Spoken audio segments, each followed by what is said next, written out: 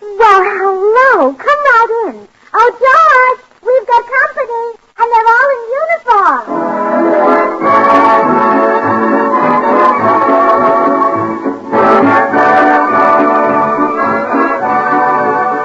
This is Bill Goodwin, inviting all you servicemen and women to enjoy another pleasant visit with George Burns and Gracie Allen, our tenor Jimmy Cash, and Felix Mills and his orchestra. And now meet the people who live in the Burns house, George and Gracie.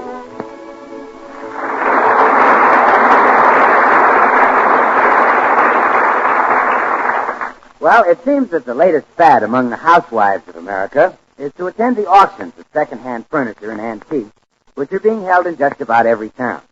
Gracie and her neighbor, Mrs. Morton, are no exception. $1.20 is bid. How about $1.25? $1.30.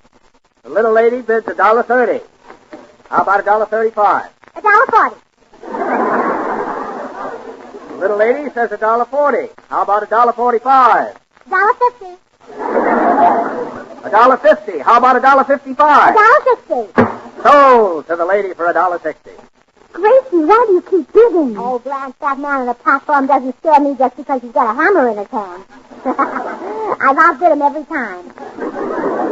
$1.60 for the coffee grinder wasn't bad, but you certainly paid a big price for that bedspread. Yeah, that was a mistake. You see, I bought that for Tootsie Sagwell. I thought at last I was getting her a handsome man. By getting her a bedspread? Well, when the man said with pups, how did I know he didn't mean Sonny?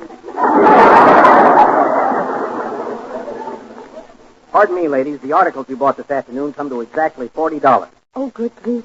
I didn't know we bought that much. I'm almost broke, Gracie. Me too. Mr. Auctioneer, just send us a bill the first of the month. Oh, sorry. This is a cash sheet. Can't pay. You shouldn't have bid. Can't pay? My good man, have you a blank check on the Southeast branch of the Northwest Canadian Farmers and Merchants Banking and Trust Company? Yes. You have? Blanche, that usually stops them. I'll hold your things until 7 o'clock. If you aren't here with the money, they'll be sold. Bye, Doug. Oh, gee, we don't want to lose those wonderful antiques. Guess there's only one thing to do, Blanche. You ask your husband for 20 and I'll ask my husband for 20. All right. But let's face it, Gracie, getting $20 out of our husbands is going to be like pulling their teeth. Yeah. Well, come along, Dr. Cowan. Coming, Dr. Beecham.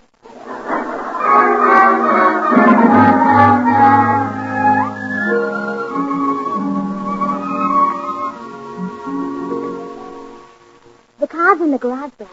George is home. So's Harry. You think George will give you the $20, Gracie? Oh, sure. I've got a system that never fails. Harry. I tell him how sweet he is, handsome and smart. That's the system I use on Harry. And then if that fails, I slug him with a bowl. Oh, my goodness, I've never laid a bowl on George. Except to cut his hair. Well, just so you get the 20. I'll check with you later. Hello, honey. But, Johnny, what are you doing here? Johnny? Oh, it's you, George. I thought you were Johnny Weissmuller.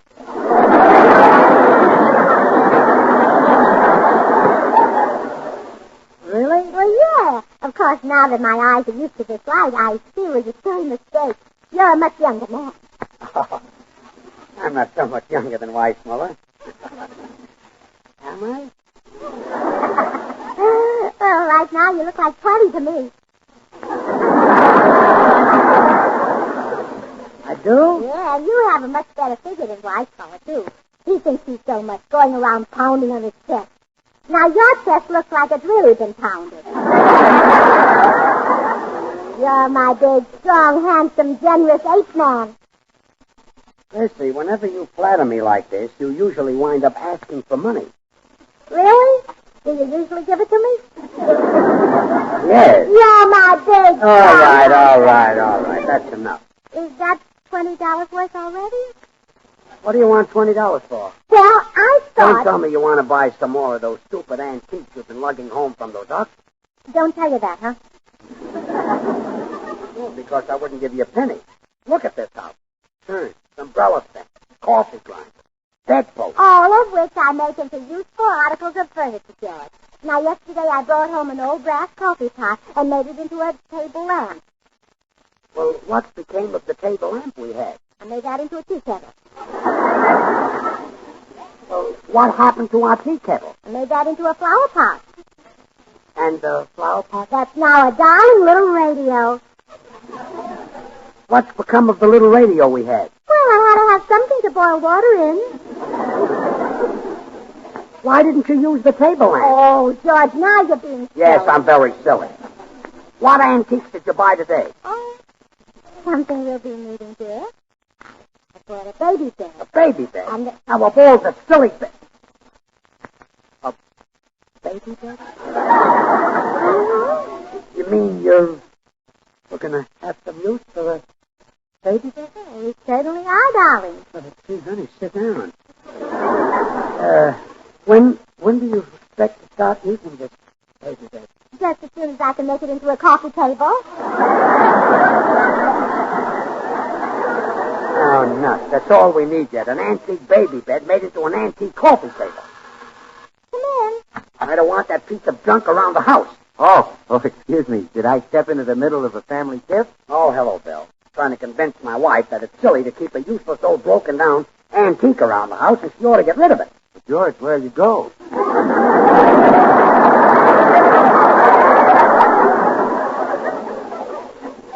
You're a scream, Willie. I'm going upstairs. Oh, Bill, now you've made him mad, and I never will get the 20 I need. Unless, maybe I borrowed it from you? Well, sure, Gracie. I can let you have 20. Oh, you're a sweet. Oh, I'm glad to do it. I'm sure 20's enough. You can have 40 if you want. Well, Bill, will you lend me the $20? George wouldn't give me a cent. Well, gee, Gracie, I really haven't got it. Besides, if George doesn't give you any money, you can't pay it back. Can't pay it back. My good man, have you a blank check on the Southeast branch of the Northwest Canadian Farmers and Merchants Banking and Trust Company? Yes. I must find a new bank.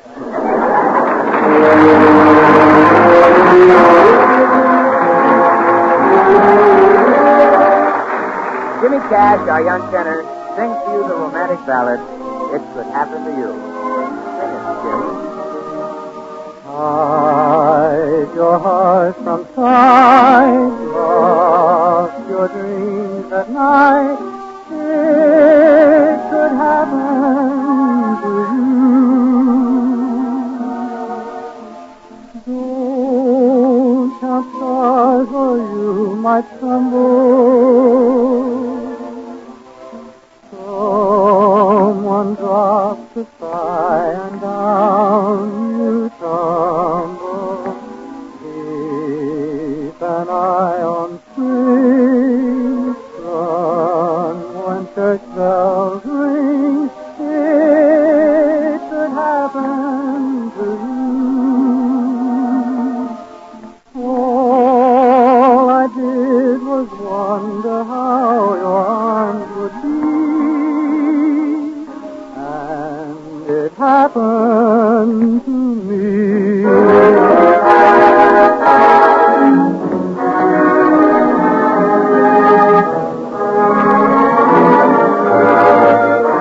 It could happen to you. All I did was wonder how your arms would be.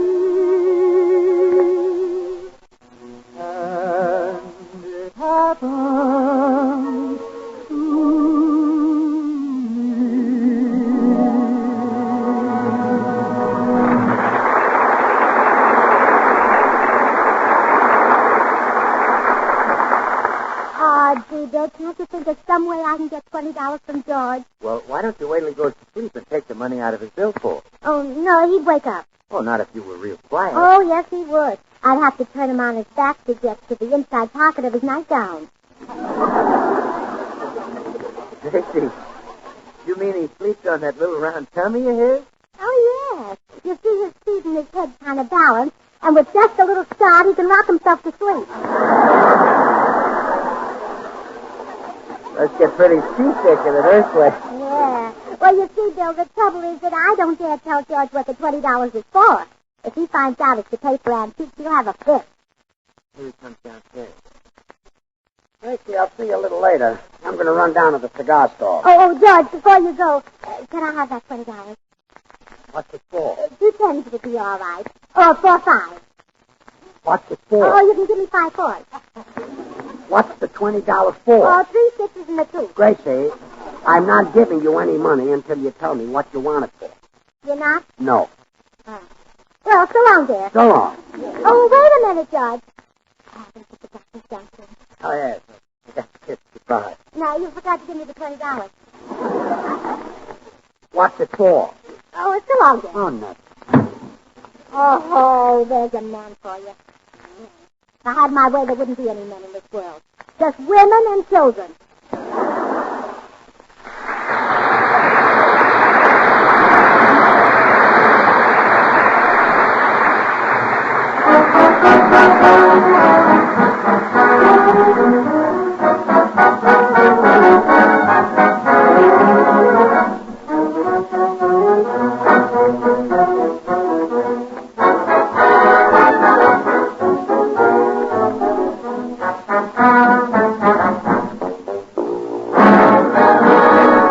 Brothers and sisters, and sisterettes, the good Deacon Jones sends his deepest regrets, Elsa.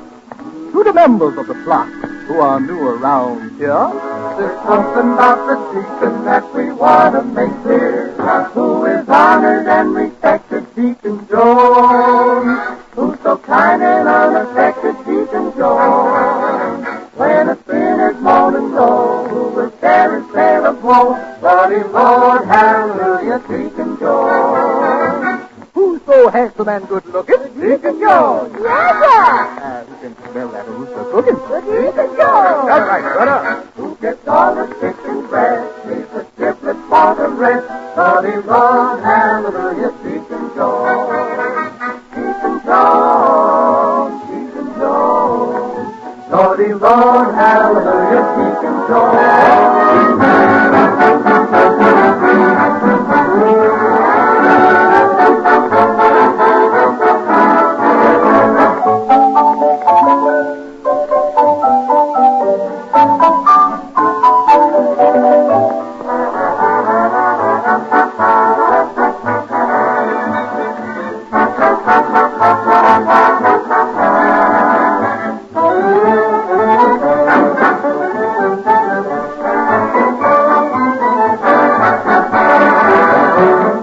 Jones, Deacon Jones, Lordy, Lord, hallelujah, Deacon Jones, Deacon Jones.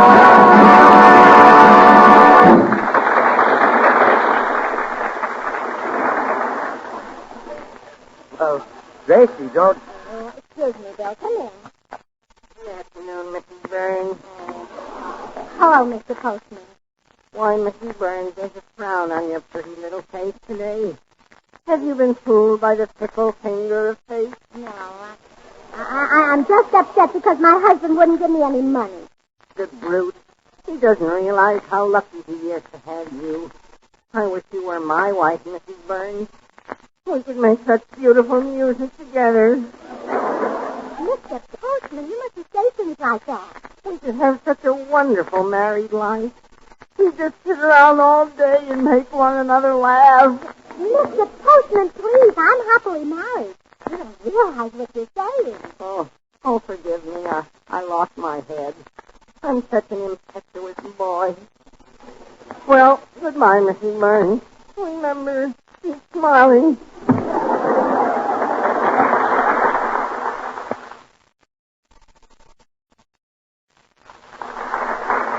Hey, you know something? I think the postman's got a crush on you, Gracie. Oh, he doesn't mean anything. He's got... Oh, here comes Blanche up the walk. Maybe your husband gave her enough money for both of us. Oh, come in, Blanche.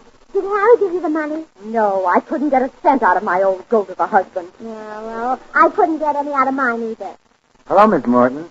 Oh, hello, Bill. Bill, I'll bet when you get married, your wife won't have this trouble. You're darn right she won't. My wife's going to have everything. 2 or 3 cars, jewelry, fur coats, expensive clothes, and more money than she can possibly spend. Gee, when are you going to get married? Just as soon as I find a girl who's got all that.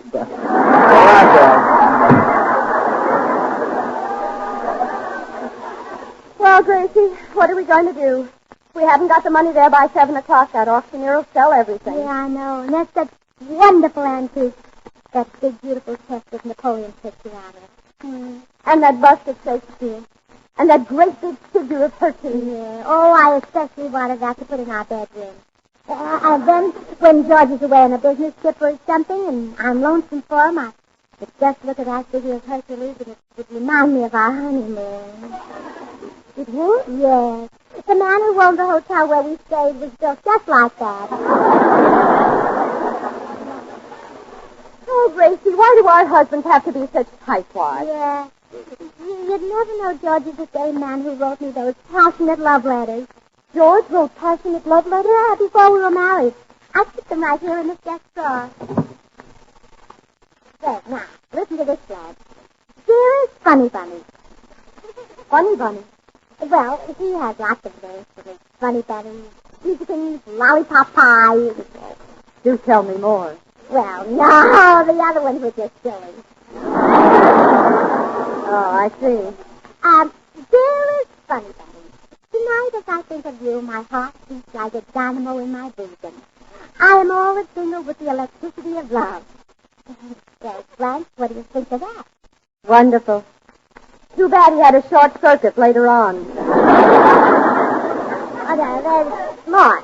Until I heard from you today, there was no sunshine in my life. I was on the verge of leaving my hotel and wandering through the streets, but your sweet letter came in time. Thanks for the $20. Now I recognize the style. Well, you know something, Blanche? I ought to leave this letter around so George could see it.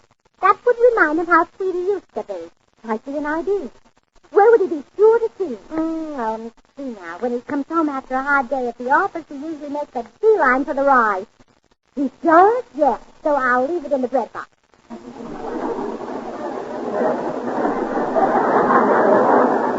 I think I'd just leave it here on the table, Gracie. Yes. Oh, all right, Blanche.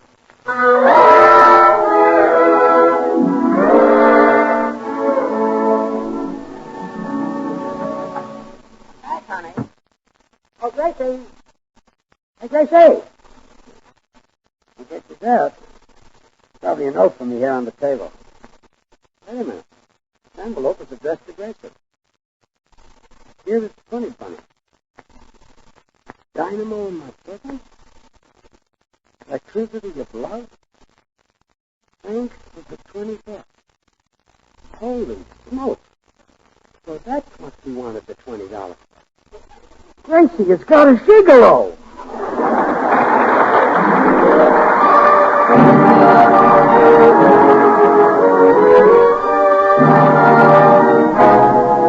Time for Felix Mills in the Dorchester. Here, Kentucky.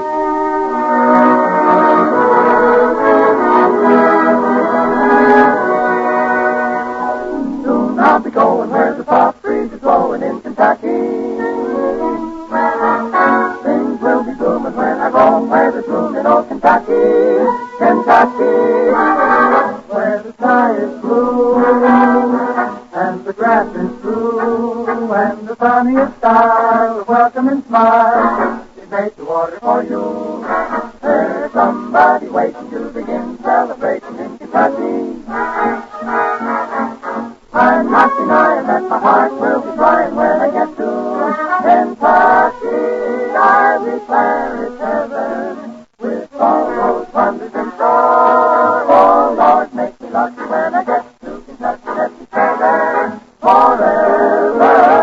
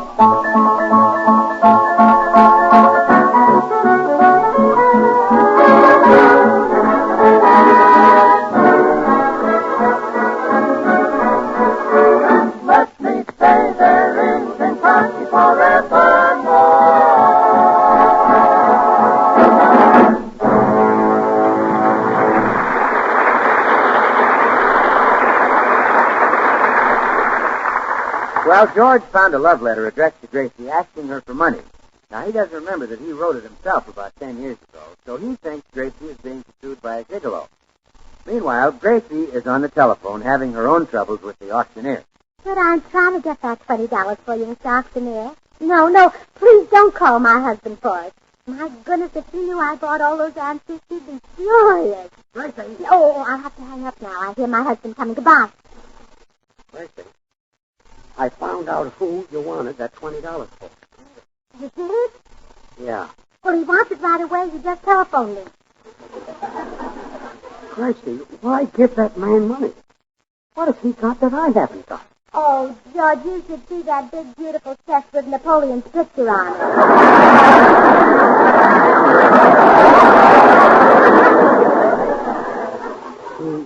He let you see his chest?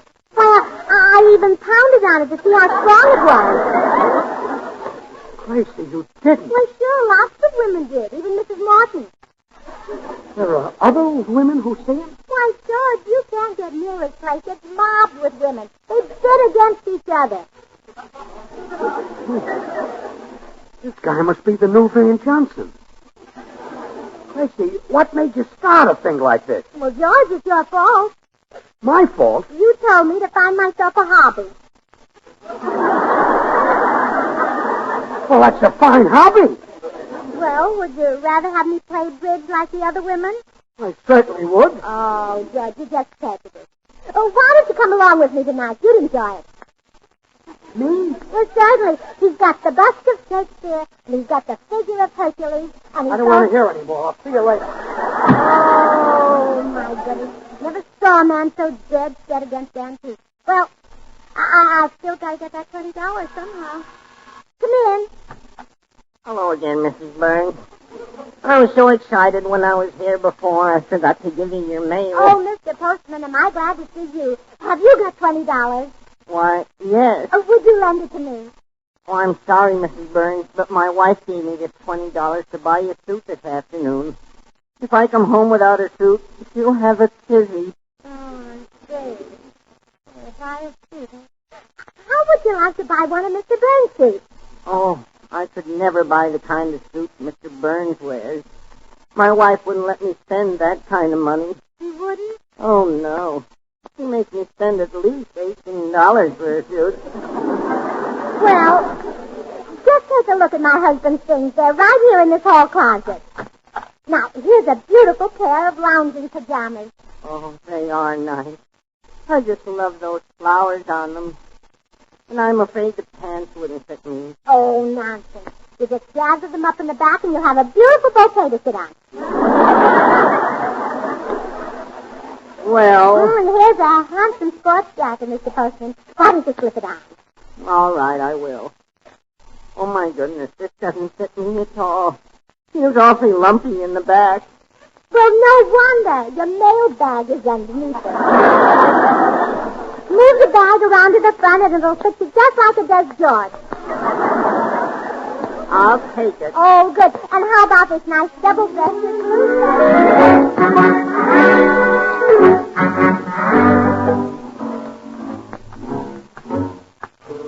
What's that? Hey, Bill. Why, George, what are you doing hiding behind those bushes? I'm waiting for someone. Are you little rascal? Is he cute? No. Some gigolo is trying to take Gracie away from me. And I'm watching the house to see who it is. Don't fool him. Well, has anybody gone in? Nobody but the postman so far. Oh, the postman. Oh, well, there's nothing to worry. Wait a minute. Postman? George, he's the guy. Now, Bill. It's true. I overheard him talking to Gracie this morning, and he was giving out with a big romantic line. The postman? Yes. Bill, don't be ridiculous. What could Gracie see in that scrawny, broken-down little runt? And maybe she likes your type. No, it's just the postman. Bill, how could you think that a little sort of... Hey, he's carrying my suit. And my shoes. And my sports jacket. Why, he's even got my shaving mirror. Oh, George, you're looking at the pants of your blue serge suit. Oh, the postman is the gigolo. Gracie couldn't get the money for it, so she's giving him my clothes instead. Why, I'll break every... Bill, hand me a club. Oh, never mind. Hey, Mr. Postman, come here. You call me Mr. Burns. Put up your fist, you little gigolo. Oh, help! Mrs. Burns! Mrs. Burns! George, what are you... Why, George Burns the idea of picking on that little postman. You let go of him this minute so we can get up off your chest. Okay, but I caught you. So he's the gigolo who wanted the $20 for. Gigolo? What gigolo? I wanted the $20 to pay the auctioneer for the antiques I bought today. What's the point? The postman, my gigolo. The idea of you thinking I'd have a postal cotton popper. Okay. But who wrote you this love letter? What he did? Why, George, you wrote this to me. I did? Well, certainly. I've saved every one of your love letters, darling. Really? Well, sure. It's the only record I have of how much you owe me. Come, let's go in the house. George and Gracie will be back in a second.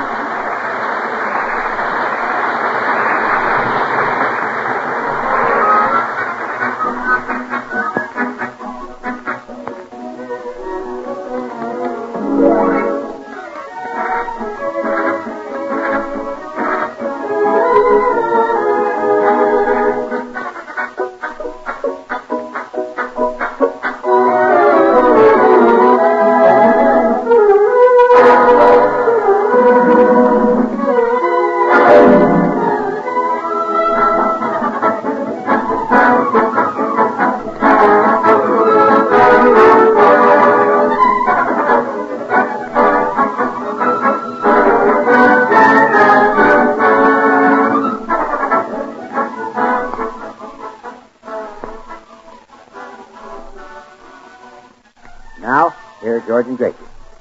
Gracie, I've just been looking over the bills for these antiques. Do you realize that in the last month you've spent $160 of my hard-earned money? Well, George, if that's the way you feel about it, I'll pay you back. You can't pay me back. You haven't got any money. Haven't got any money. My dear husband, have you a blank check on the southeast branch of The Northwest Canadian. All right, good night.